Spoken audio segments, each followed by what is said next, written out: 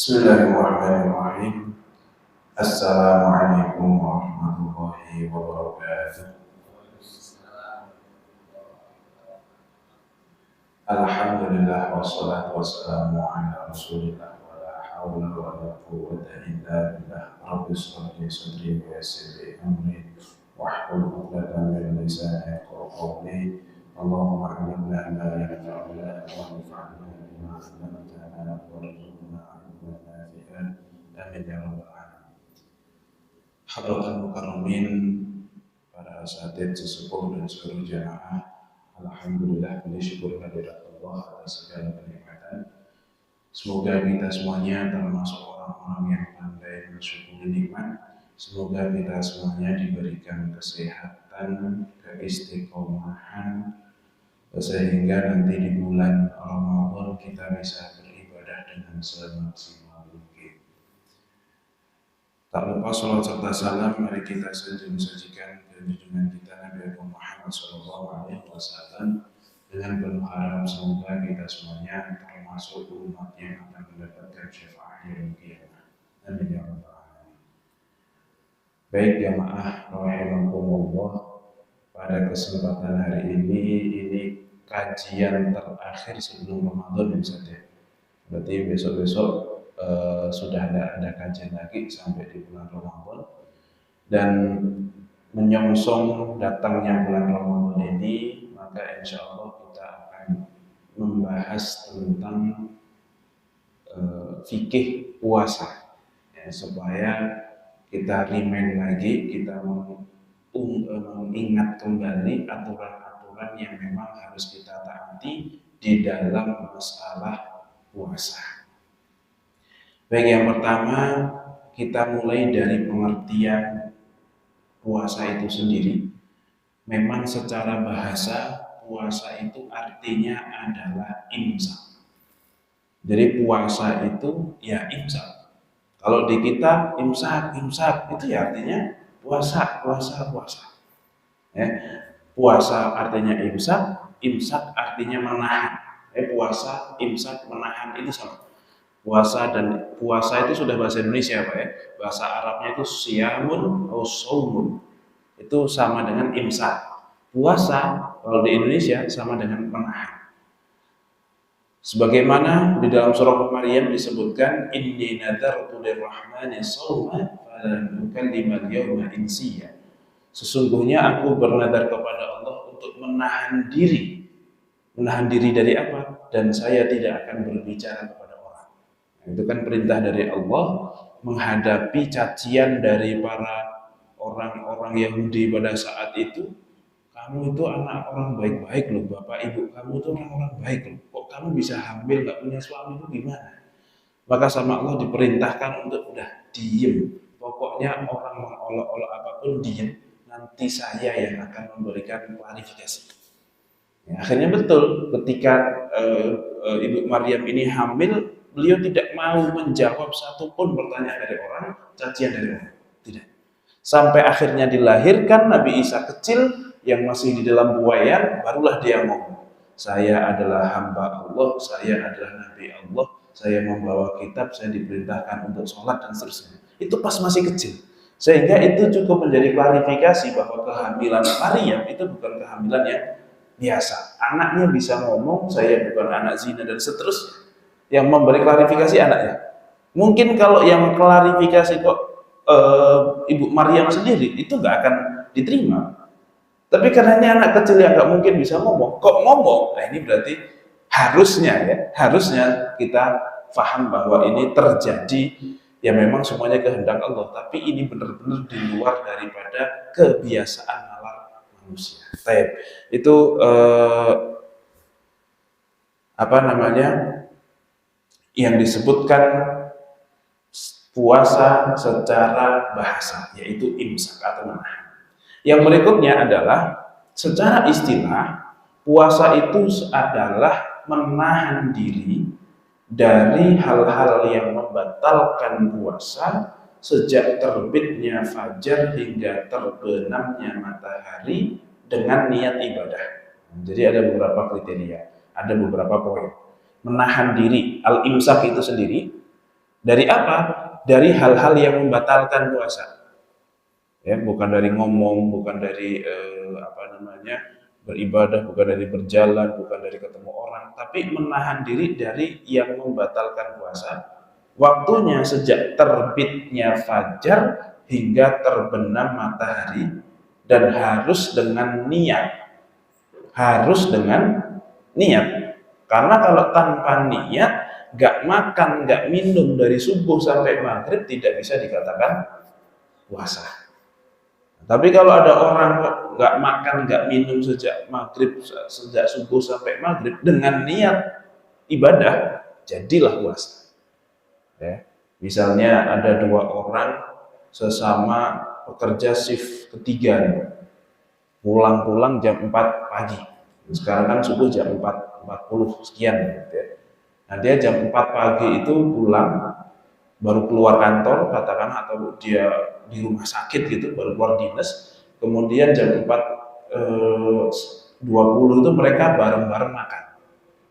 Yang satu makan karena memang lapar habis kerja, yang satu ya lapar juga habis kerja, tapi sambil niat, sekalian lah sahur. Toh kayaknya kalau habis kerja shift 3 kayak gini, itu seharian bakalan tidur terus. Udahlah puasa aja sekalian. Nah, kemudian dua-duanya sama-sama makan sampai subuh, selesai makan, kemudian waktu subuh datang, kemudian mereka berdua sholat, habis sholat mereka berdua kebetulan satu kosan misalnya, tidur bareng Pak, bangun-bangun jam 12 zuhur. Bener-bener cuman bangun, wudhu, sholat, tidur lagi Pak, lanjut lagi sampai jam katakanlah setengah lima baru bangun sholat asar. Setelah sholat asar, habis itu ya ngobrol-ngobrol dulu, bengong-bengong dulu Pak, karena kalau bangun sore itu kan agak-agak susah ngumpul nyawanya kan. Nah, dia ngobrol-ngobrol dulu segala macam, mandi, bersih-bersih, sampailah maghrib, yuk keluar yuk nyari makan. Setelah sholat maghrib mereka berdua nyari makan. Ini kan sama-sama melakukan hal yang sama dari subuh sampai maghrib. Tapi karena yang satu niatnya bukan puasa, yang satu puasa, maka yang satu jadi nilai ibadah, yang satu tidak. Padahal sama-sama nggak makan, nggak minum. Kerjaannya tiap hari seharian cuma tidur saja, itu nggak masalah. Nah, oke. Itu pentingnya niat. Itu secara istilah. Kemudian untuk pensyariatannya kita lihat di dalam surah Al-Baqarah ayat 183, ya ayyuhalladzina amanu kutiba alaikumus siyam kama kutiba alal ladzina min qablikum la'allakum tattaqun. Oke, nanti akan kita bahas bagaimana proses turunnya ayat ini. Kemudian juga dalam hadis riwayat Bukhari Muslim, ada seseorang bertanya kepada Rasulullah, ini orang Badui, ya Rasulullah, akhbirni madza faradallahu alayya minas siyam. Ya Rasulullah, saya itu kalau masuk Islam, puasa yang wajib itu puasa apa aja? Apa yang Allah wajibkan untuk saya lakukan dari puasa? Maka Rasulullah pun menjawab, syahrul Ramadan, bulan Ramadan. Hal alayya ghairu, apakah ada kewajiban puasa lain selain itu? Qala la illa anta tawwa. Tidak ada kewajiban puasa kecuali kamu mau puasa sunnah. Nah, artinya di dalam Islam tidak ada satupun puasa yang hukumnya wajib fardu kecuali puasa Ramadan saja. Nggak ada Pak, selain itu nggak ada yang diwajibkan oleh syariat untuk kita lakukan puasa secara aslus syar'i. Dosa kan ada puasa nadar. Nadar wajib nggak? Puasa nadar wajib nggak? Kalau kita sudah bernadar terus kejadian, wajib puasa nggak? Wajib. Puasa kafarat, sumpahlah atau apa, kemudian kita melanggarnya, maka wajib diganti dengan puasa. Bukankah itu puasa yang wajib juga? Itu puasa yang wajib, tapi bukan Allah yang mewajibkan. Itu puasa yang wajib, tapi karena kita yang mewajibkan. Nadar itu kan bukan Allah yang mewajibkan. Siapa yang mewajibkan? Ya diri kita sendiri kan. Saya kalau naik jabatan puasa 3 hari. Saya kalau nanti lahiran anak ini kok normal puasa 3 hari. Saya kalau nambah anak lagi puasa 3 hari. Saya kalau nambah istri lagi itu puasa 10 hari. Bukan 3 hari tapi 10 hari. Misalnya kok begitu Pak. Nah, ini maka puasa 10 hari itu hukumnya wajib ya. Tapi bukan Allah yang wajibkan, melainkan diri kita. Oke. Dengan kafarat juga demikian. Sebenarnya nggak wajib pada mulanya, tetapi karena kita yang melakukan kesalahan, jadi wajib atas kita. Sesungguhnya tidak ada puasa wajib kecuali Ramadan saja. Nah, kalau Ramadan, barang siapa yang mendapati bulan Ramadan dalam kondisi yang sudah mukallaf, dalam kondisi sedang mukallaf, maka bagi dia wajib untuk melakukan puasa. Baik. Kemudian jika kita lihat dari sisi proses pensyariatannya, maka fase pertama kali itu tidak ada kewajiban puasa. Ada yang mengatakan tidak ada kewajiban puasa, ada yang mengatakan ada kewajiban puasa 10 Asyura dan 3 hari selama setiap bulan. Ayyamul Bid itu katanya dulu wajib, Pak. Sebelum adanya puasa Ramadan itu Ayyamul Bid wajib. Ada yang mengatakan 10 Muharram juga wajib. Nah, ini kalau sekarang kan setahun cuma 30 hari, Pak. 29 atau 30 hari. Tapi dulu kalau sempat memang yang 3 hari berturut-turut di bulan setiap bulan itu hukumnya wajib, berarti puasa itu lebih banyak, Pak, jatuhnya. Karena kan 12 kali 3 sudah berapa? 36. Itu 36 pasti, Pak. Kalau kita kan Ramadan bisa 29 bisa 30. Kan gitu. Nah, ini 36 plus 10 Muharram. Hari Asyura itu jadi 37, lebih panjang lagi. Nah, disebutkan dalam hadis riwayat Bukhari dari Aisyah, kanu yasumuna Asyura qabla an yufrad Ramadan. Dulu itu mereka semuanya pada puasa Asyura sebelum diwajibkannya puasa Ramadan. Wa kana yauman tasturu fihi al-Ka'bah, dan hari Asyura adalah hari di mana Ka'bah itu ditutup. Falamma faradallahu Ramadan qala Rasulullah sallallahu alaihi wasallam, man syaa'a an yasumhu falyasumhu wa man syaa'a an yatrukahu falyatrukhu. Sampai datanglah kewajiban puasa Ramadan, maka Rasulullah pun bersabda begini, barang siapa yang tetap mau puasa Asyura mau silahkan, tetapi kalau yang nggak mau juga nggak apa-apa. Nah, kurang lebih seperti itu. Ini kan seolah-olah menunjukkan bahwasanya Asyura itu tadinya hukumnya wajib. Seolah-olah, walaupun tidak disepakati. Ada yang mengatakan tidak ada kewajiban puasa sama sekali, ada yang mengatakan ini puasa yang wajib terus diganti. Ya sama kayak sebelum Isra Mi'raj itu ada sholat nggak, Pak? Ada sholat nggak? Ada. Apa? Qumil laila illa qalila, yaitu qiyamul lail, Pak. Katanya dulu wajib, ya. Kemudian dihapus karena sudah ada kewajiban sholat 5 waktu. Nah, itu. Jadi ada proses seperti itu. Hanya saja sesuatu yang sudah diwajibkan untuk Rasulullah tidak boleh atau tidak bisa untuk dihapuskan hukumnya. Berbeda sesuatu yang dulu diwajibkan untuk umatnya itu boleh untuk diturunkan derajat.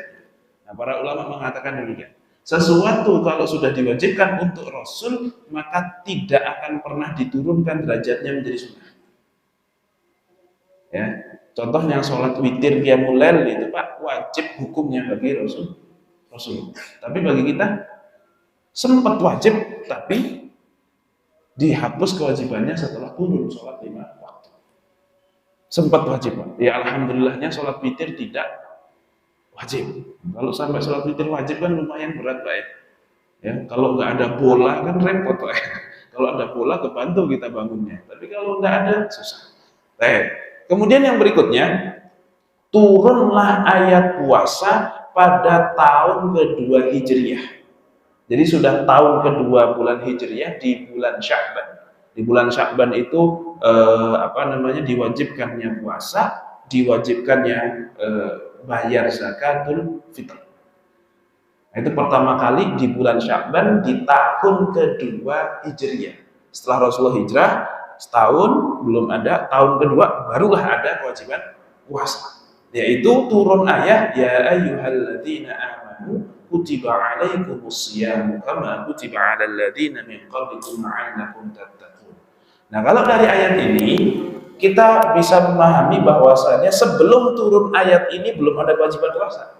Ya, wahai orang-orang yang beriman, diwajibkan atas kalian puasa sebagaimana diwajibkan atas umat-umat sebelum kalian. Loh, berarti kan sebelumnya belum ada kewajiban puasa. Ini maka ulama nanti berbeda pendapat, apakah hadis tadi itu menunjukkan sudah ada puasa wajib sebelumnya atau tidak. Tapi ala kulli hal, apakah prosesnya itu dari wajib yang satu pindah ke wajib yang kedua, pokoknya kita sekarang Ramadan wajib, di luar Ramadan nggak wajib, selesai. Masalah dulu sempat wajib atau tidak puasa Asyura, ya kalau mau sekarang hukumnya sudah sunnah. Kalau memang dari wajib ya jadi sunnah, kalau memang tadinya memang tidak wajib, ya sudah sekarang pun tidak wajib. Jadi sebenarnya kadang beberapa hal itu tidak terlalu penting untuk kita pertanyakan. Ya kayak sholatnya Nabi Isa itu kayak gimana ya dulu itu ya. Ya emang kalau tahu terus apa? Toh kita sholatnya ya wajibnya kayak yang kita lakukan gitu. Sholatnya Nabi Daud itu seperti apa ya? Kan tidak harus kita ketahui hal itu. Ya kecuali memang puasa Daud, puasa Nabi Daud yang menjadi syariat buat kita, yaitu sehari puasa, sehari iftar, sehari puasa, sehari iftar. Sebagaimana sholat Daud itu juga ada. Jadi puasa Daud itu sehari puasa, sehari iftar. Kalau sholat Daud berarti sehari sholat, sehari enggak. Enggak kayak gitu.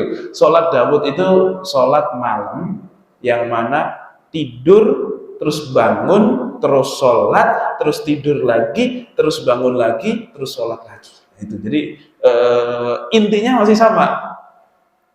Di jeda antara ibadah dengan istirahat. Tetapi satu hari itu. Kalau sholat dari tidur bangun, tidur bangun. Kalau puasa sehari puasa, sehari tidak. Jangan terus sholat Daud itu sholat yang sehari sholat sehari tidak, ya nggak boleh kalau seperti itu. Kita tetap disunahkan dan Rasulullah kan seperti itu, ya kan? Sholat 4 rakaat, terus istirahat, bangun lagi, sholat 4 rakaat lagi, terus istirahat lagi, terus bangun lagi untuk sholat 3 rakaat, nah terus sampai subuh. Kan begitu? Yang sholat witir 11 rakaat yang dikatakan oleh Ibunda Aisyah 4 rakaat, terus istirahat, itu sholat Daud itu seperti itu. Nah istirahat di sini tuh bukan salah, tapi benar-benar istirahat. Istirahat itu ya ngasuk, ya mungkin tidur, ya mungkin ngapain, ya baru nanti bangun lagi sholat lagi. Nah makanya yang 4-4-3 itu sebenarnya tidak menunjukkan 4 salam, 3 salam. Bisa jadi itu 2 salam, 2 salam istirahat, 2 salam istirahat gitu. Karena ada hadis lain yang secara tegas mengatakan sholatul laili mathna mathna, itu hadis riwayat Muslim. Sholat malam itu pokoknya 2 rakaat. Makanya yang 4-4-3 itu secara dalil sebenarnya sangat lemah sekali untuk tarawih yang 4-4-3. Oke, ini turun ayat puasa pada tahun kedua Hijriah di bulan Sya'ban. Kemudian di fase awal-awal puasa, entah beberapa hari puasa Pak sempat, itu kita diperbolehkan milih, ya bukan kita sih, sahabat zaman kita sudah tidak boleh. Para sahabat dulu diperbolehkan untuk milih antara puasa atau bayar fidyah. Ya, wa 'alal ladzina yutiqunahu fidyatun ta'am miskin, dan wajib bagi orang-orang yang berat untuk menjalankannya jika mereka tidak berpuasa untuk membayar fidyah. Faman tatawwa'a khairan fahuwa khairul lah wa an tasumu khairul lakum in kuntum ta'lamun. Ya. Dan bagi yang mau berpuasa itu jauh lebih baik dibandingkan tidak berpuasa. Ini maksudnya apa? Ini zaman dulu konteksnya apa? Orang boleh memang perintahnya untuk puasa, dan kalau puasa itu lebih baik. Tapi kalau memang malas puasa, nggak mampu Pak. Siapapun yang malas puasa silahkan, yang penting bayar fidyah. Jadi zaman dulu kewajibannya milih antara bayar fidyah atau puasa. Kalau tak mau puasa silahkan, tapi bayar fidyah. Tapi puasa lebih baik, ya gitu. Dalam ayat seperti itu. Nah, ini pernah terjadi fase milih antara puasa atau fidyah. Sampai turun ayat yang berikutnya lagi. Jadi ini ayat itu turunnya itu tidak satu kali langsung, tetapi ada beberapa fase. Yaitu 185, "Faman syahida minkum asyhara falyasum." Ini masih di tahun yang sama ya Pak ya. Mungkin 3-4 hari lah, atau mungkin seminggu lah. Puasa awal itu masih boleh milih. Ya, sampai turun faman syahida minkum asyhara falyasum. Dan barang siapa yang mendapati bulan Ramadan di antara kalian, maka berpuasalah. Oke, sejak saat itu tidak boleh ada pilihan kecuali harus puasa. Sedangkan fidyah itu hanya khusus untuk orang-orang yang jompo, yang sudah sepuh, atau bagi mereka yang sakit dan tidak diharapkan kesembuhannya. Orang yang sakit tapi masih diharapkan kesembuhannya, Pak, meskipun dia bablas nggak puasa selama sebulan penuh, tetap tidak boleh diganti dengan bayar fidyah. Tetap ketika sembuh nanti harus dikodok selama sebulan. Nah, harus berurutan sih, monggo silahkan. Tapi pokoknya dikasih batasan waktu setahun, silahkan kodok. Itu kalau sakit yang bisa sembuh. Tapi kalau sakit yang memang sudah tidak diharapkan kesembuhannya, ya kita tahu lah Pak, ada beberapa orang yang kayaknya ini makin kesana tidak akan makin sembuh, tapi justru makin lemah, kan gitu ya. Sudah tidak usah puasa, langsung bayar fidyah. Kayak orang sudah sepuh, saya tidak mau puasa, ya sudah nggak usah puasa dulu, nanti diganti. Lah, gara-gara sepuh Pak, sekarang aja nggak mampu puasa, apalagi kok suruh nanti, ya lebih nggak mampu lagi, gitu. Makanya kalau orang sepuh kayak itu bisa langsung diganti fidyah. Nah, nanti kalau hamil lain lagi, hamil dan menyusui itu Pak, boleh tidak puasa dan bisa jadi bayar fidyah, bisa jadi tidak. Tapi yang jelas mereka tetap wajib untuk ganti puasanya. Hamil dan puasa harus ganti puasa. Selain ganti puasa, apakah wajib bayar fidyah atau tidak, itu kondisional, tergantung kenapa nggak puasa dan seterusnya. Dan ini juga tergantung mazhab. Tapi ulama 4 mazhab sepakat mereka semuanya itu harus tetap wajib mengqadha puasanya. Nah, fidyah itu hanya sampingan saja. Apakah wajib ataukah tidak, itu yang ulama berbeda pendapat. Tapi kalau qadhanya wajib. Jadi ibu hamil dan menyusui itu wajib qadha plus fidyah. Nah, kurang lebih itu jika memang wajib fidyah. Tapi ada beberapa kondisi yang tidak wajib. Oke, itu fase yang keempat, yaitu wajib berpuasa bagi yang mampu. Kemudian suatu ketika puasa-puasa di awal pensyariatan itu Pak, mulai puasanya bukan seperti kita yang diawali sejak subuh. Tapi pada saat itu puasa itu diawali sejak tidur. Maka bagi siapa yang sudah tidur, berarti sudah dimulai puasanya, tidak boleh makan lagi meskipun bangun-bangun itu belum subuh. Pokoknya maghrib buka. Kapan mulai puasa lagi? Kalau udah tidur berarti sudah mulai. Pada saat itu sempat seperti itu. Nah, sebagaimana dalam sebuah hadis riwayat Bukhari dikatakan bahwasanya dari Bara' bin Azib radhiyallahu taala an, qala kana ashabu Muhammadin sallallahu alaihi wasallam idza kana ar-rajulu sha'iman fa hadara al-iftar fa nama qabla an yuftir lam yakul laylatahu wa la yawmahu hatta yumsi. Wa inna Qais bin Sirmah, nah ada seorang sahabat bernama Qais bin Sirmah, kana sha'iman, dulu dia puasa, lagi puasa Ramadan ini, falamma hadara al-iftar, begitu hadir waktu maghrib, ata imratahu, dia pulang ke rumah. Ibaratnya dia lagi kerja siangnya nih Pak. Kemudian begitu dia datang waktu buka, datang ke rumah istrinya, kemudian nanya, "A'inda kita, kamu punya makanan apa tidak, wahai istri, untuk berbukanya?" Faqalat, "La." Wah, saya nggak punya, nggak ada, belum siap-siap ini bukanya. Walakin antaliku fa'atlubu. Ya sudah, saya carikan dulu deh makanan. Saya carikan dulu makanan. Ibaratnya saya ke depan dulu deh cari nasi padang kayak atau kayak nasi goreng atau apalah gitu Pak ya. Wa kana yaumahu ya'mal. Nah, karena memang dia capek pulang kerja Pak. Nah, sudah sambil nunggu istrinya itu habis sholat segala macam. Dia nungguin istrinya gitu ya. Nggak ada TV, nggak ada HP kan pada saat itu ya. Ya bengong aja nih. Bengong sambil tiduran karena capek, tahu-tahu tidur Pak. Ini kan biasa kan kita kayak gitu ya. Nggak niat tidur, cuman niatnya kedip doang Pak, tapi kok langsung set gitu. Nah, dia ketiduran. Setelah ketiduran, faja'at imra'atahu, pulanglah istrinya, melihat suaminya itu tidur. Khaibatan lak, lah Pak, gimana sih? Ya gitu kurang lebih. Khaibatan lak, gimana sih? Belum makan kok sudah tidur. Ya berarti sudah harus puasa. Ya sudah, akhirnya dia puasa, nggak makan hari itu. Udah harus mulai puasa lagi. Falan mantasofan nahan musyah. Akhirnya dia puasa, siangnya kerja lagi, Pak. Di tengah hari, siang-siang dia pingsan. Karena nggak kuat, orang 2 hari nggak makan lah ya, terus kerja terus gitu.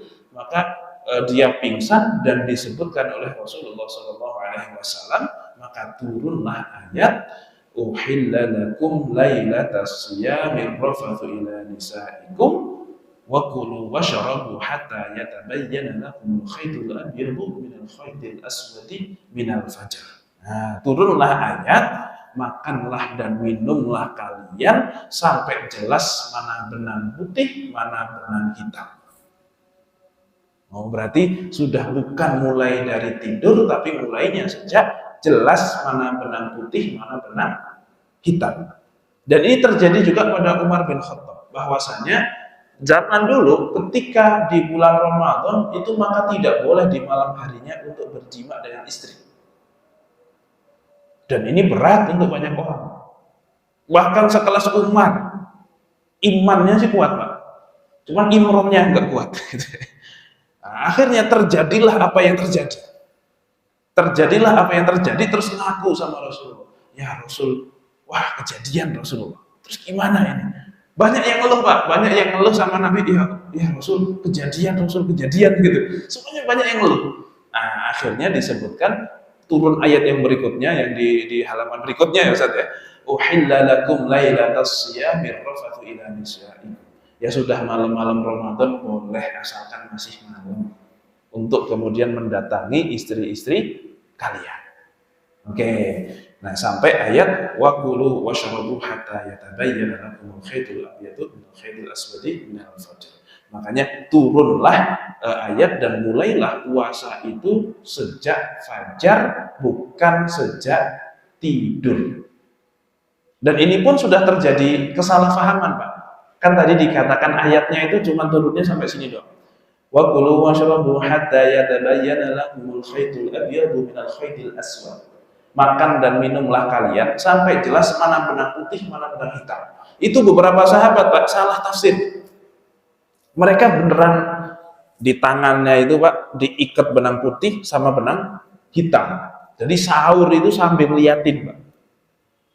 Pokoknya kalau belum jelas mana yang putih, mana yang hitam, lanjut makan. Beneran lanjut makan gitu. Lah ini kan sangat subjektif, Pak ya. Kalau mungkin matanya masih bagus, sehat, awas, jam 3 udah harus berhenti dia. Cuman kalau yang masih rabun, Pak, jam 6 masih lanjut dia makan, kan gitu. Nah ini kan sangat subjektif. Maka Rasulullah SAW mengetahui hal-hal itu, beberapa sahabat itu benar-benar melakukan melihat benang begitu. Akhirnya dibenarkan, bukan itu maksudnya. Benang hitam, benang putih itu bukan benang. Maksudnya apa?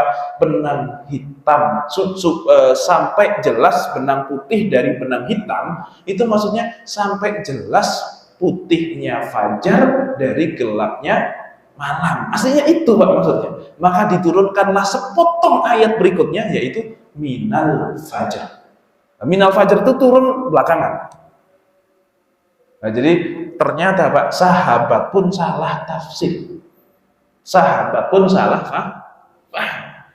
Yang sampai akhirnya dibenarkan oleh Rasulullah SAW. Nah, ini kalau sudah ada seperti ini, Pak, akhirnya ulama sepakat bahwasanya kewajiban puasa itu dimulainya sejak fajar, karena ada tafsiran dari Rasulullah yang gamblang jelas berdasarkan kesalahan sahabat. Itu enak.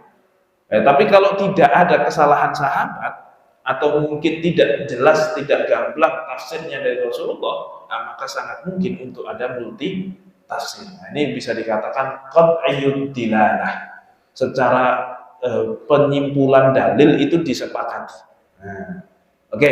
Ini adalah fase proses pensyariatan puasa. Kemudian yang berikutnya, untuk sah puasanya, maka kita wajib untuk memenuhi rukun-rukun daripada puasa. Yang mana rukun puasa itu hanya ada 2. 1 niat, 2 imsak. Itu saja. 1 niat, 2 imsak. Yang mana nih beberapa ulama tidak menyebut sebagai rukun, tapi menyebutnya sebagai syarat. Ya, pokoknya sama lah, intinya harus dikerjakan. Pertama adalah niat. Tentu kita tahu Pak, niat ini hukumnya wajib dan niat ini fungsinya tadi. Orang nggak makan, nggak minum, tapi kalau niat puasa, ya jadi puasa. Kalau tidak niat puasa, tidak jadi puasa. Itu pertama, niat itu membedakan mana yang ibadah, mana yang bukan ibadah. Yang kedua, dalam posisi niat kita harus takyin. Harus kita tentukan kita mau puasa apa. Oke, kalau di bulan Ramadan kita tidak ada puasa kecuali bulan Ramadan. Mau nggak mau memang harus Ramadan. Meskipun kita dalam niat harus meniatkan bahwa saya besok puasa Ramadan. Itu harus. Nah, tetapi untuk puasa di luar Ramadan, takyin menjadi penting sekali, Pak. Misalnya nih besok Nyawal. Ya. Setelah Nyawal, ini kan pilihannya banyak. Saya mau Nyawal atau saya mau qadha. Oke, saya besok mau puasa, udah fix puasa. Tapi saya mau Nyawal atau mau qadha dulu. Ini kan boleh milih kita. Bisa milih mau Nyawal atau mau qadha. Nah, maka kalau ada pilihan seperti itu harus kita tentukan bahwasanya besok saya mau qadha dulu.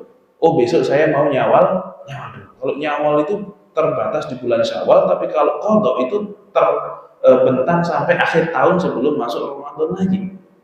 Ya, jadi batas waktu qadha itu sampai akhir bulan Sya'ban sebelum masuk Ramadan. Kalau sampai di bulan Ramadan berikutnya kok belum diqadha, maka bisa berdosa kita Pak jika mengakhirkan qadha tanpa alasan. Artinya kita sebenarnya punya kesempatan untuk mengqadhanya, tapi kita malas-malasan Pak, tahu-tahu sudah Sya'ban. Nah, ini bisa tahu-tahu sudah masuk Ramadan masih punya utang 3, maka kita berdosa dan wajib untuk mengganti yang 3 itu nanti setelah beres Ramadan berikutnya, dan wajib untuk membayarkan fidyah 3 hari. Jadi sudah qadhanya tetap plus dihukum bayar fidyah. Kecuali bagi orang-orang yang memang masih punya uzur.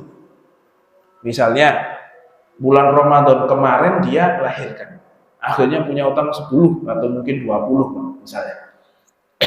Kemudian setelah melahirkan dia menyusui sampai sekarang. Sebenarnya kalau maksa puasa qadha bisa.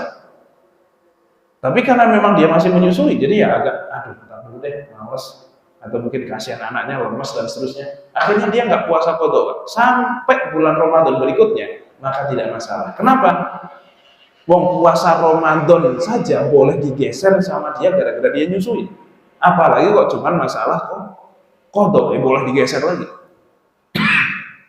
Wong Ramadan yang tahun besok saja dia boleh untuk kemudian nggak puasa dulu gara-gara sedang menyusui. Apalagi kok qadha wis nanti saja sekali. Jadi maka buat ibu-ibu perempuan gitu sangat mungkin dia untuk 10 tahun nggak pernah puasa sama sekali. Lahir tahun sekarang lahir, Ramadan sekarang lahir, Ramadan tahun depan menyusui plus sudah hamil. Misalnya Ramadan tahun depannya lagi lahir atau lahir menyusui juga plus pokoknya gitu terus sampai 10 tahun terus nggak qadha Pak. Boleh nggak seperti itu? Boleh, nggak apa-apa. Lalu terus puasanya gimana? Ya nanti kalau udah beres, udah keluar semua itu 10 orang gitu ya, udah qadha itu 10 tahun itu dicicil, nggak masalah gitu. Ya tapi kan berat, ya tapi kan memang nggak puasa 10 bulan, 10 tahun Pak. Jadi kalau qadhanya kok berat ya wajar, nggak puasanya juga 10 tahun. Ya tapi kan saya hamil, makanya boleh. Orang hamil dan ibu menyusui itu bukan tidak wajib puasa Pak, tetap wajib puasa, tetapi tidak harus di hari itu. Ya kalau memang mau supaya nggak berat ya puasa aja. Ya tapi saya lagi hamil, ya makanya boleh diqadha. Tetapi jadi banyak, ya makanya jangan banyak-banyak Pak. Tapi ya nggak apa-apa, kalaupun banyak nggak masalah. Hanya saja qadhanya itu harus banyak ya, karena memang dia nggak puasanya banyak begitu. Baik, itu qadha ya. Oke, kembali kepada niat. Kita wajib untuk mentakyin niat karena ada beberapa pilihan puasa. Dan ketika kita puasa itu jika niat untuk membatalkan maka puasanya belum batal. Berbeda kalau sedang sholat, kok niat untuk membatalkan maka puasanya, sholatnya sudah batal. Contoh gini Pak, puasa nih, pagi-pagi berangkat kerja, terus ada dengar-dengar kalau dia itu ulang tahun misalnya, kayaknya dia mau traktir tapi siang-siang di tempat makan yang mahal lah begitu, yang dimakan steak yang satu porsi 2 juta. Wah ini kan lumayan, tapi siang-siang. Ya udahlah, ntar kalau si teman saya yang ini yang lebih soleh daripada saya kok ikut makan, ikut berbuka puasa, ikut batalin puasanya gara-gara traktiran ini, saya juga tak ikut deh. Misalnya kalau begitu Pak, sudah batal atau belum puasanya? Puasanya belum batal sampai dia beneran makan. Ya entah nggak jadinya makan itu karena ketakwaan atau karena ya yang lain juga pada nggak mau, ya udah deh nggak usah deh. Gitu misalnya, ya pokoknya puasanya tidak batal. Itu kalau puasa. Tapi kalau sholat beda. Pas sholat nih kita, kebetulan lagi nunggu tamu atau nunggu paket. Nah nanti kalau tamunya datang saya batalin puasa sholatnya. Atau kalau paketnya datang saya batalin dulu sholatnya, ambil paket baru sholat. Dengan ngomong demikian, maka sholatnya sudah langsung batal saat itu. Meskipun tidak terjadi itu Pak, tukang paketnya nggak datang, atau mungkin lagi nunggu jemuran ya, disuruh istri lagi arisan gitu Pak, hari Minggu, Pak pokoknya kalau hujan langsung angkat jemuran, misalnya begitu. Ya, karena kita itu bukan takut istri Pak, respect sama istri gitu ya. Nah, akhirnya oke lah saya kerjakan. Begitu ditunggu-tunggu ini kayaknya mau mendung tapi kok belum, ya kan? Terus sholat dulu dan seterusnya. Sholat dalam hati niat begini. Kalau sampai turun hujan maka saya langsung batalin sholat, langsung ambil jemuran. Maka sholatnya dia sudah batal. Jadi ibadah sholat itu batal hanya dengan niat membatalkan. Sedangkan ibadah puasa itu tidak batal kalau hanya dengan niat membatalkan. Kok bisa? Bedanya apa Pak? Karena ibadah sholat itu adalah ibadah melakukan sesuatu, maka cukup dengan meniat untuk tidak melakukan sudah dianggap tidak melakukan, sudah meninggalkan sholat. Sedangkan ibadah puasa adalah ibadah meninggalkan sesuatu. Ya kan? Ibadah puasa itu kan ibadah yang nggak ngapa-ngapain, yang nggak boleh ini, itu, tidak boleh melakukan sesuatu. Jadi ibadah puasa adalah ibadah meninggalkan. Maka tidak akan batal kalau hanya niat untuk melakukan, karena yang menjadi pembatal adalah melakukan apa yang harus ditinggalkan. Tapi kalau ibadah sholat karena melakukan sesuatu, maka akan batal jika dia meninggalkan, dan meninggalkan itu cukup dengan niat. Paham ya Pak ya perbedaannya? Nah, kurang lebih seperti itulah para ulama membahas. Oke. Kemudian waktu niat, ulama sepakat ya bahwasanya waktu niat ini hukumnya wajib dilakukan sejak malam sebelum terbitnya fajar jika puasanya adalah puasa wajib. Entah Ramadan, entah qadha, entah kafarah, entah nadar, harus diniati sebelum fajar berdasarkan sebuah hadis, man lam yubayyiti siyam qabla tulu'il fajri fala siyamalah. Barang siapa tidak berniat sebelum fajar maka tidak ada puasa untuknya. Hadis riwayat Tirmidzi dan Nasa'i. Oke, maka Pak, kebiasaan kita di orang-orang kita itu niat puasa setelah terbitnya atau setelah kita beres tarawih itu bagus.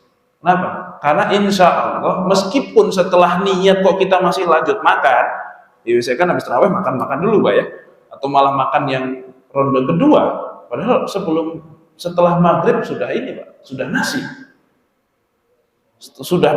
setelah tarawih nasi lagi. Ya nggak nasi sih, lontong Pak ya, lontong tapi 4 biji gitu misalnya kan, nasi juga itu. Misalnya kok seperti itu, ya tetap nggak masalah, niatnya tetap sah. Kalau nanti kok nggak niat lagi sudah sah. Para ulama mengatakan demikian. Dan kita sudah boleh niat untuk hari esok itu mulainya sejak maghrib. Wah pokoknya besok saya puasa lagi. Udah cukup dengan seperti itu. Ya, dan para ulama mengatakan bahkan cukup kalaupun dia bangun pagi untuk sahur, itu sudah cukup sebagai niat puasa. Niat bangun untuk sahur itu Pak, makan untuk sahur itu sudah cukup menjadi niat puasa, karena tidak ada sahur kecuali karena mau puasa. Mau ngapain sahur kalau nggak puasa Pak? Kan gitu. Nah, oke. Tetapi selain niat puasa harus niat untuk puasa apa? Ramadan. Oh ya sudah. Ya pun kalau Ramadan ya insya Allah sudah clear ya Pak ya. Tapi kalau di luar Ramadan ini kan banyak pilihan. Itu kalau puasa wajib.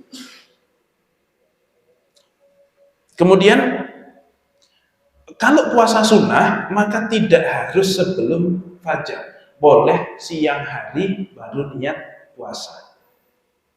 Sebagaimana Rasulullah SAW itu pernah dalam hadis riwayat Muslim nanya kepada Aisyah, datang siang-siang Pak, ya nggak siang-siang banget, mungkin jam 8, jam 9 pagi.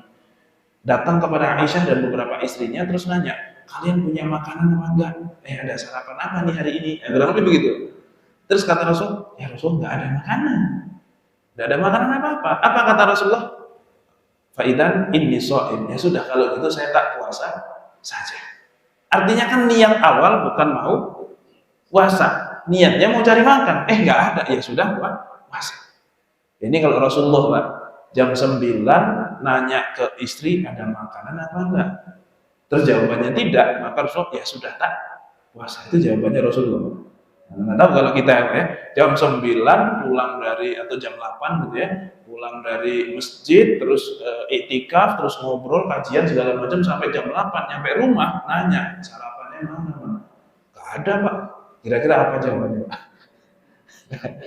Mana sih ngapain aja dari tadi kan gitu ya. Ini kan apa namanya beda kelas. Atau mungkin malah istrinya pun juga sama aja, udah Pak GoFood aja gitu misalnya gitu. Nah, emang beda lain Pak ya. Nah, ini kalau Rasulullah dengan Aisyah begitu, tapi kalau kita ya Rasul saya puasa. Bahkan pernah suatu ketika Rasul itu puasa, terus tiba-tiba pas datang ke rumah Aisyah gitu kok ada makanan dan masakin Rasul, saya masakin sesuatu gini misalnya gitu ya. Oh gitu, terus saya puasa, ya udahlah nggak apa-apa, lanjut makan.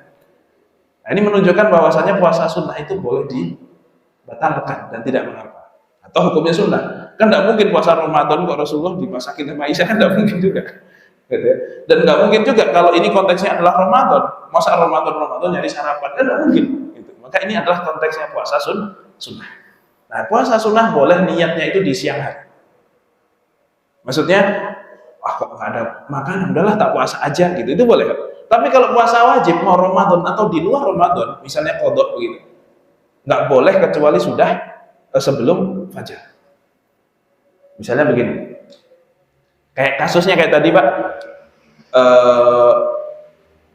kebetulan hari ini libur, kebetulan istri juga nggak masak gitu kan ya, udahlah tak puasa aja deh. Puasa apa? Saya kan masih punya utang, puasa qadha aja deh. Tapi niatnya baru jam 9 siang, jam 9 pagi, maka tidak boleh, tidak sah sebagai qadha. Meskipun puasanya sah sebagai puasa sunnah. Karena kalau qadha harus direncanakan sejak malam. Besok memang saya mau qadha, harus dari malam. Ya, tidak boleh dari siang. Nah, gitu ya. Jadi kalau puasa sunnah boleh niatnya itu jam 9 pagi. Tentu dengan syarat dari subuh sampai jam 9 itu belum makan, belum minum. Jangan kemudian di masjid habis kajian sudah ngeteh bareng, sudah nasi uduk sebungkus Pak, habis itu ke rumah nanya istri ada makanan nggak ada, ya udahlah saya telah puasa aja. Nggak bisa Pak. Kenapa? Udah terlanjur makan. Jadi nggak boleh makan dan minumnya tuh sejak fajar, bukan sejak dia bilang saya mau puasa. Nah ini harus seperti itu ya. Tapi kan saya nggak makan Ustaz, tadi cuma bubur doang, bubur kan nggak makan itu nasi, misalnya gitu, nggak bisa, sama aja mau makan banyak mau makan dikit itu nggak boleh. Oke, kemudian niat puasa Ramadan harus diulang-ulang tiap malamnya. Puasanya 30 hari, ya niatnya berarti 30 kali. Tidak boleh kok borongan, terus niatnya cuma sehari, di tanggal pertama untuk puasa 1 bulan penuh. Itu hanya sah untuk hari pertama saja. Hari kedua, ketiga, keempat harus mengulangi niatnya. Nah, makanya nawaitu shauma ghadin itu bagus sekali. Itu bagus sekali. Kenapa? Karena dengan seperti itu orang-orang sudah terbiasa niat dia walaupun nanti mazhab Maliki boleh. Mazhab Maliki itu membolehkan untuk niat puasa itu 1 bulan penuh hanya dengan sekali niat. Boleh itu. Ya. Jadi karena apa? Dalilnya satu. Faman syahida minkum asyhara falyasum. Puasa ini diperintahkan untuk 1 bulan penuh. Ya, berarti cukup karena perintahnya puasa 1 bulan, ya niatnya cukup niat puasa untuk 1 bulan. Itu dalilnya yang pertama. Dalil yang kedua adalah kayak kita sholat isya. Sholat isya berapa rakaat? 4. 4 rakaat itu harus niat tiap rakaat atau cukup niat di awal rakaat saja? Sekali aja kan? Untuk 4 rakaat. Berarti sama puasa Ramadan pun meskipun 30 hari, 30 kali puasa, ya cukup niat 1 kali kayak isya 4 rakaat. Tapi jumhur ulama tetap enggak, beda antara sholat isya dengan puasa itu beda. Kenapa? Bedanya apa? Kalau isya, sholat isya kok batal di rakaat keempat, itu yang diulang rakaat keempat saja atau dari awal? Dari awal. Tapi kalau puasa Ramadan batal tanggal 26, yang harus diulang tanggal 26 aja atau dari awal? 26, kan beda berarti. Dan sholat 4 rakaat itu baru selesai ketika salam memang. Tapi kalau puasa Ramadan, namanya puasa itu selesai ketika maghrib. Kan gitu. Jadi kalau subuh berikutnya puasa lagi, itu sudah ibadah yang berbeda, yang terputus. Kayak sholat raweh 20 rakaat misalnya, 10 kali, ya harus 10 kali niat. Kenapa? Karena sudah terjeda dengan selesai. Sudah terjeda dengan sesuatu yang menjadikan orang selesai beribadah. Maka harus niat lagi. Hanya saja Imam Nawawi kemudian melihat perbedaan ini gini, Pak. Biar gampang, biar hati-hati, biar double protection, itu di awal bulan niat 1 bulan penuh. Di awal bulan. Nah, di akhir, tapi tiap malamnya kita ulang-ulang. Jadi kalaupun ada malam yang kelupaan, semoga di backup sama mazhab Maliki untuk tidak atau untuk tetap bisa puasa meskipun niatnya lupa karena sudah di backup dengan niat awal bulan selama 1 bulan penuh. Tapi tetap kita harus hati-hati menggunakan mazhab jumhur ulama supaya apa? Supaya tiap malam itu tetap niat terus seperti itu. Nah, kurang lebih seperti itu, Pak. Itu terkait waktu niat. Kemudian yang berikutnya lagi untuk ketentuan niat, ya kita tahu semuanya bahwasanya tempatnya itu dalam hati. Maka kalau hati niat sah, kalau hati tidak niat maka tidak sah meskipun lisan mengucapkan. Jadi kalau ada orang ditanya, Mas, kenapa sih ba'da tarawih itu kok bacaan nawaitu shauma ghadin an adai? Itu bacaan apa itu? Wah, itu kan memang pikir ba'da tarawih itu gitu misalnya. Berarti udah niat puasa belum dia? Belum. Dia baca itu tapi nggak paham konteksnya itu apa, itu tuh intinya apa, enggak paham, ya berarti nggak niat itu, nggak sah niatnya. Itu bukan zikir, itu niat. Makanya lebih penting diterjemahin, Pak. Kadang malah kalaupun perlu, wah ini waktunya mepet, udah Arabnya yang ditinggal, terjemahannya yang dipakai. Karena lebih penting isinya, esensinya dibanding lafalnya. Kita beribadah dengan niatnya, bukan dengan lafal niat. Baik. Kemudian yang berikutnya, melafalkan niat kita tahu ya, tidak ada ulama yang mengharamkan meskipun tidak semua ulama mensunahkan. Oke, itu terkait dengan niat. Yang terakhir, imsak. Nah, ini rukun yang pertama adalah niat, rukun yang kedua adalah imsak. Nah, kita punya 2 istilah nih, Pak. 1 subuh, 1 imsak. Pertanyaan saya, puasa itu mulainya sejak imsak atau sejak subuh? Sejak subuh. Maka asalkan belum masuk waktu subuh itu masih boleh untuk makan dan minum. Ya, selama belum subuh masih boleh makan dan minum karena mulainya puasa itu sejak subuh. Nah, terus kita kok ada imsak. Nah, ini imsak ini siapa, Pak, yang mengadakan, yang ibaratnya menginisiasi sehingga kok ada imsak, ada subuh. Dan rata-rata kita berhenti makan dan minum itu bukan ketika subuh tapi ketika imsak. Bid'ah apa lagi kan gitu ya. Jadi kalau sudah imsak tapi belum subuh boleh makan nggak, Pak? Boleh. Kenapa? Ayatnya minal fajar, sejak terbit fajar. Bukan sejak imsak. Lagian imsak itu kan istilah kita saja. Imsak itu istilah kita. Di Arab sana nggak ada imsak. Apalagi kok pakai kentongan, pakai beduk terus keliling gitu ya. Yang bocah-bocah itu yang jam 3 pagi udah berisiknya luar biasa, itu entah anak siapa, entah apa yang dia inginkan gitu. Ya kalau bangunin jangan jam 3 banget gitu. Ibaratnya ya jam 4 kayak, yang kalau mau berisik kayak gitu Pak ya. Lagian ngapain berisik-berisik kayak gitu? Insya Allah kita tuh sudah tidak harus berisik pun sudah bangun. Yang itu ya namanya bocah Pak ya, namanya bocah ya, nggak apa-apa. Semangatnya bagus tapi caranya aja yang salah. Baik. Nah, terus dari mana sih kita dapat istilah imsak itu? Kenapa kita rata-rata berhenti sebelum imsak itu dari mana? Itu syariatnya siapa? Maka dalam hadis riwayat Bukhari dikatakan begini. Dari Zaid bin Thabit radhiyallahu taala anhu, dia berkata, "Tasaharna ma'an Nabi sallallahu alaihi wasallam tsumma qama ila shalah." Kami dulu sahur bersama Nabi kemudian sholat subuh. Artinya zaman dulu Pak itu bukan buka bersama, tapi sahur bersama. Kalau kita kan sekarang kebanyakan reuni atau apa kantor buka bersama, bukan sahur bersama. Lalu sahabat Nabi dulu sahur bersama sampai sholat subuh. Kemudian ditanya nih Zaid, kam kana bainal adzani was sahur. Oh berapa lama sih antara adzannya Ibnu Ummi Maktum adzan subuh dengan sahurnya Nabi? Artinya kapan Nabi terakhir makan terus adzan itu berapa lama jedanya? Maka dijawab qala qadru khamsina ayat. Ya sekitar 50 ayat lah. Sekitar 50 ayat. Hadis riwayat Bukhari. Sekitar baca ayat 50 ayat. Nah berapa menit itu Pak 50 ayat? Ya tergantung siapa yang baca, Pak. Tergantung surat mana yang dibaca. Ya katakanlah mungkin 10 menit, ya inilah ternyata Rasulullah intinya Pak ya, masalah berapa lamanya mungkin bisa kita kira-kira, tapi intinya Rasulullah menjeda antara makan sahurnya beliau dengan adzan subuh. Jadi syariat imsak itu sebenarnya, imsak dalam istilah kita itu sudah ada sejak zaman Nabi. Nabi pun itu mengakhirkan imsak memang, mengakhirkan sahur memang, dan itu hukumnya sunnah, tapi yang disebut mengakhirkan sahur itu bukan benar-benar kurang 2 menit baru sahur. Itu namanya nekat itu Pak, itu namanya jalan di pinggir jurang. Asalkan sudah kurang-kurang ya setengah jam sebelum subuh, itu sudah disebut mengakhirkan sahur.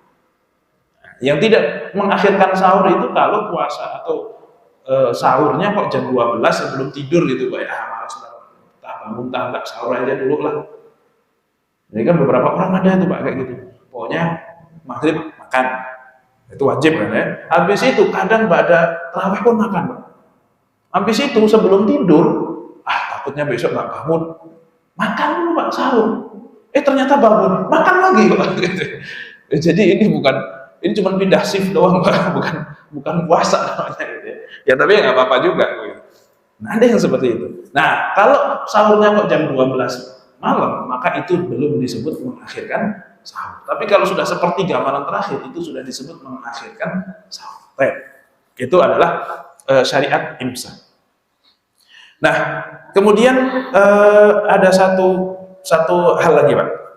Jika kita sedang makan sahur, kok dengar adzan subuh, itu lanjut atau berhenti? Ini misalnya kita makan sate padang, ya, lontongnya udah habis gitu, satenya 7 tusuk udah masuk mulut semuanya, udah masuk perut. Sisa 2 tusuk di piring sama 1 tusuk yang sudah kita tarik ini, ada, adzan. Apa yang harus kita lakukan? Lanjut atau harus berhenti Pak? Lanjut ya, sayang ya. Ini konteksnya sahur Pak ya. Oke. Ini hadis riwayat Abu Dawud dan Hakim. Nah, coba perhatikan hadis ini, terus hadis itu kita jawab lagi. Idza sami'a ahadukum nidaa, ketika salah satu di antara kalian kok dengar adzan. Wal ina'u 'ala yadi, sedangkan makanan itu masih ada di tangan kalian. Fala yadhu hatta yaqdi hajatahu. Jangan diletakkan itu makanan sampai kamu selesai makan dari makanan tersebut. Oke. Tadi Pak lanjut ya. 7 sudah masuk, 2 di piring, 1 lagi dipetok. Itu lanjut habisin sampai yang ada di piring, atau cukup ngabisin yang di sini saja, atau berhenti? Berhenti atau lanjut?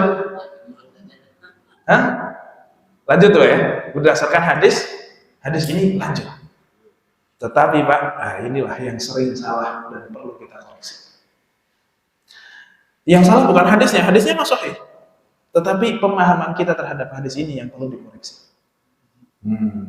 Bagaimana ulama memahami hadis ini? Pertama, hadis ini tuh nggak ada kaitannya sama puasa.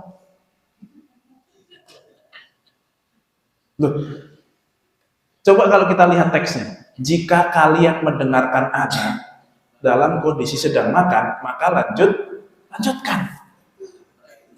Ini itu bukan hadis tentang puasa, tapi hadis tentang apa? Kalau makan dengan sholat. Kalau lagi makan kok dengar azan, udah nggak usah sholat dulu, tapi selesaikan makan dulu. Ini kan nggak disebut di sini. Tidak sami ahadukum, kalau kamu dengar azan, dan ini pun azannya azan apa Pak? Disebutkan nggak? Loh kan bisa jadi azan asar, azan maghrib, kan berarti nggak ada hubungannya dengan puasa. Kok kita kemudian menghubungkan dengan puasa? Itu yang jadi salah. Meskipun secara tekstual kan kayaknya tadi kayak pas banget Pak ya, kayak pas banget gitu, tapi ternyata tidak. Nah, ini makanya kita harus paham. Jadi ini adalah hubungannya bukan sedang sahur dengar adzan terus lanjut makan, tetapi sedang makan dengar adzan sholat lanjut makan, jangan sholat dulu. Ya, karena moto kita Pak, lebih baik makan ingat sholat dibandingkan sholat ingat makan. Nah itu sesuai sunnah Nabi yang ini, sesuai sunnah itu. Pokoknya lanjutkan yang itu Pak. Sesuai kalau yang itu ya. Oke. Tapi adanya kan nggak disebutkan, bisa adzan Jumat, bisa adzan Maghrib, bisa adzan Isya, bisa adzan Zuhur, bisa subuh, ya pokoknya bisa banyak hal. Tidak disebutkan secara spesifik. Atau bisa jadi kemungkinan itu adalah adzan Maghrib atau Isya, karena dalam hadis yang lain disebutkan secara jelas. Hadis riwayat Muslim, idza wudi'a asya'u ahadikum, ketika makan malam kalian. Nah, ini asya itu makan malam Pak. Ketika makan malam kalian kok sudah disediakan, wa uqimatis shalah, dan sholat dikumandangkan, ya antara kalau nggak maghrib ya isya, fabda'u bil asya, maka mulailah dengan makan malam dulu, wala ya'jalna hatta yafrahu, dan santai saja, nggak usah terburu-buru sampai kamu beneran selesai. Nah, ini kan sudah secara jelas dalam hadis yang ini bahwasanya ketika makan malam kok dengar adzan, maka lanjut makan. Berarti kan ini sedang membicarakan antara makan dengan sholat, bukan makan dengan atau sahur dengan puasa. Nah, paham ya Pak ya? Jadi jangan salah tangkap. Bahkan dalam hadis lain dikatakan Ibnu Umar itu tetap lanjut berbuka, dia puasa nih Pak. Kemudian buka maghrib, dia makan buka. Padahal samping rumahnya dia itu masjid. Rumah dia itu dekat Masjid Nabawi, ya. Terus dia itu dengar orang lagi pada sholat, amin, lanjut aja makan dia. Nah, ini menunjukkan bahwasannya kalau lagi buka pun jangan buru-buru untuk sholat maghrib. Nah, ini kalau kita kan agak-agak buru-buru Pak itu. Ada beberapa kita yang buru-buru sholat maghrib, itu jangan. Santai saja dulu, sampai selesai dulu. Ya santainya juga jangan santai-santai amat gitu. Tapi selesaikan makan dulu baru ini. Ya walaupun boleh-boleh saja, kalau langsung mau makan boleh. Karena kadang dasar manusia itu gitu Pak. Jadi kadang kita tuh gini Pak, udahlah sholat aja dulu, biar apa? Sholat aja dulu kita, biar makannya fokus. Gitu ya. Ya nggak apa-apa juga. Memang itu bukan keharusan, tapi ya seperti itu. Oke. Kemudian atau bisa jadi itu adalah adzan pertama. Oke, kalaulah itu adzan subuh, maka adzan pertama, karena zaman dulu adzan itu 2 kali. Muadzinnya Rasulullah itu ada 2, satu Bilal bin Rabah, satu Ibnu Ummi Maktum. Maka Rasulullah pernah berkata, makan dan minumlah kalian ketika adzan Bilal, lanjut terus Sampai kalau sudah mendengar adzannya Ibnu Ummi Maktum, maka kalian harus berhenti. Karena Ibnu Ummi Maktum tidak adzan kecuali sudah subuh. Nah, jadi adzannya Bilal itu untuk menunjukkan siap-siap subuh mau datang, adzannya Ibnu Ummi Maktum untuk menunjukkan subuh sudah datang. Dan ayatnya kan jelas, Pak, bahwasanya waktu mulai puasa itu minal fajar, berarti dari fajar. Semenjak fajar harus sudah mulai. Siap nggak siap, mau nggak mau, sadar nggak sadar, sedang sadar atau sedang tidur, ya pokoknya sudah subuh kita harus sudah mulai. Maka Pak, saya nanya lagi, Pak. Tadi 7 tusuk udah habis, 1 tusuk lagi dipetok, sisanya masih di piring, Pak. Lanjut atau berhenti ketika mendengarkan adzan subuh? Kalau lagi sahur. Lanjut atau berhenti, Pak? Tetap lanjut. Harus berhenti. Kita dengarkan penjelasan ulama. Imam Nawawi salah satunya mengatakan, anna man tala'al fajru wa fi famihi ta'amun, barang siapa yang terbit fajar dan di dalam mulutnya masih ada makanan. Dalam mulut nih, Pak, ya. Fal yulaffidhu, maka harus dilepehkan, dan wa yutimmu shaumuhu, dan dia boleh untuk melanjutkan puasanya. Fa in ibtala'ahu, kalau dia maksa menelan apa yang di mulut nih, Pak, ba'da ilmihi bil fajri, padahal dia sudah tahu fajar sudah terbit, batola shaumuhu, puasanya batal, wa hadza la khilafa fi, dan ini tidak ada perbedaan pendapat. Nah ini, Pak, ini kalau ngomong 4 mazhab itu semuanya sepakat.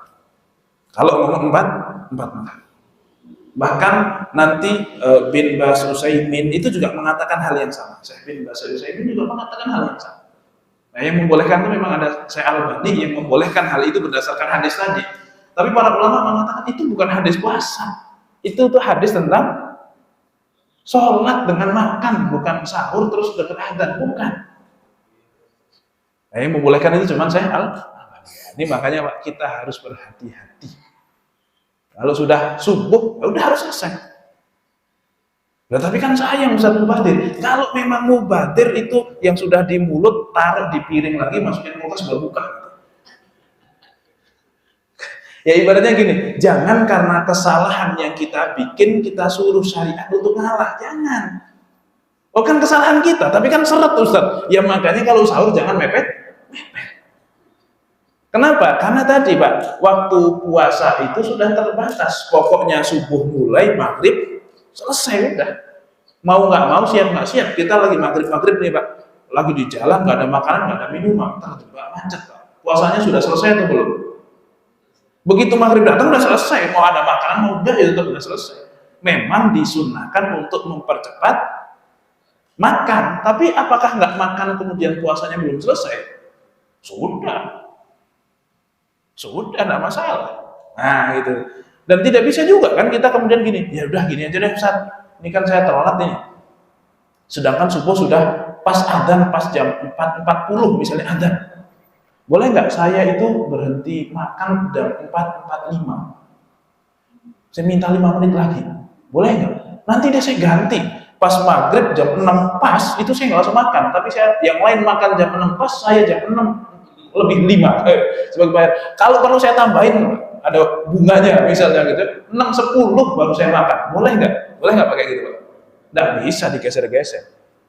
Jangankan kok makan yang bisa kita kontrol, Pak. Misalnya gitu, ada perempuan sedang puasa, udah makan, udah puasa, udah seharian penuh, dia udah nyiapin takjil, udah semuanya udah komplit lah gitu ya, dari buburnya, dari gorengan, dari kolak, dari es teh manis, dari lontong, nasinya juga sudah ada, semuanya komplit, Pak. Kurang 3 menit menjelang buka, udah gini, udah mulu tuh, Pak, udah siap-siap gini aja, kapan ada, udah siap gini aja. Ternyata kurang 3 menit dia keluar darah haid. Pertanyaannya, puasa dia hari itu sah atau tidak sah? Sah atau tidak sah? Kenapa tidak sah? Karena ada 3 menit yang dilalui dari hari tersebut dalam kondisi sedang haid. Ya Ustaz, tapi kan cuma tinggal 3 menit. Dari 16 jam masa 3 menit nggak ditoleransi sih? Dan haid kan bukan keinginan saya. Kalau bisa saya tahan itu 3 menit. Tapi sah atau tidak puasanya? Tidak sah, harus diganti. Masalah pahala insya Allah dapat. Tapi masalah sah atau tidak? Tidak sah. Itu untuk hal yang tidak bisa dikontrol saja seperti itu. Apalagi makan bisa dikontrol nggak? Nah, ibaratnya begitu. Makanya kalau sudah subuh, sudah fajar, maka mau nggak mau kita harus buang. Yang di mulut pun harus dilepehkan. Nah, belum makan ya sudah, belum minum misalnya seret, derita sendiri. Makanya kalau sahur jangan mepet. Nah, ini harus difahami betul. Ini yang pertama. Bahkan nggak usah kok itu. Misalnya kita makan ya, masih ini belum subuh gitu kan makan. Ternyata jamnya dia telat 10 menit, Pak. Loh, ternyata subuh sudah sejak tadi. Dia salah mengiranya belum subuh, terus dia makan terus, ternyata setelah itu salah dia. Maka Pak ulama sepakat puasanya batal. Meskipun dia nggak dosa, karena tidak melakukan dengan sengaja, tapi dia sudah batal. Atau mungkin bukan. Allahumma sholli ala, misalnya begitu ya. Dengernya Allah langsung makan, terus ternyata muadzinnya itu Allahumma sholli ala sayyidina Muhammad gitu, misalnya gitu. Nah, itu ngeprank gitu namanya kan. Lah, belum adzan ini cuma sholawat doang gitu misalnya. Maka dia sudah batal. Ya meskipun itu yang dosa bisa jadi muadzinnya gitu ya. Itu bisa sekampung batal semua gara-gara dia itu. Kan itu. Tapi batal harus diganti. Dosa nggak tapi dia, Pak? Nggak dosa karena nggak sengaja, tapi harus diganti. Itu karena kesalahan loh. Apalagi kok ini disengaja. Dalam kondisi sadar tahu kalau fajar sudah terbit, maka harus berhenti. Nah, hadis ini, Pak, hadis yang banyak orang tertipu. Bukan hadisnya yang menipu, Pak, kitanya yang tidak paham. Nah, ini maka hadis ini hati-hatilah, Pak, jangan kemudian kalau sudah fajar ya sudah selesai. Mau nggak mau, siap nggak siap, ada makanan di mulut langsung buang semuanya. Oke, ya, jadi kalau sudah nyangka itu fajar maka harus sudah selesai. Itulah rukun daripada puasa ya, yang harus kita pahami, yang harus kita perhatikan supaya puasa kita ini sah. Allahu a'lam bishawab. Mungkin sebelum kita tutup, jika ada yang ingin ditanyakan, kalau masih ada, cuman kayaknya sudah jelas ya Pak ya. Yang paling penting yang terakhir itu. Ada? Monggo, silakan. Itu cukup ya? Insya Allah cukup. Maka mari kita akhiri dengan doa kafaratul majlis. Subhanakallahumma wa bihamdika asyhadu an la ilaha illa anta astaghfiruka wa atubu ilaik. Kurang lebihnya mohon maaf. Billahi taufiq wal hidayah. Wassalamualaikum warahmatullahi wabarakatuh.